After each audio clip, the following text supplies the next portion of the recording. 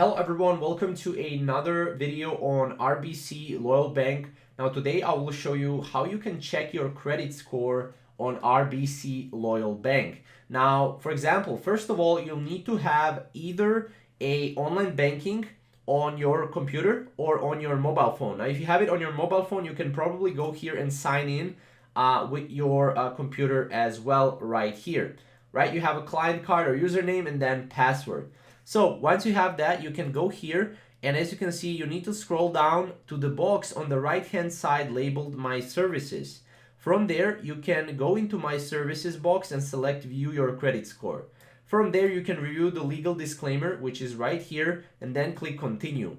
From there, you can review the Credit View Dashboard agreement and select I accept and continue, and your credit score will appear along with various tools and calculations and educational information about your credit reports. So this is how easy it is to check your credit score on RBC. Now, if you want to learn how to get a void check from RBC, how to send money via Interact e-transfer on RBC, and more tutorials on RBC Loyal Bank, you can check out our channel for more. Thank you guys for watching.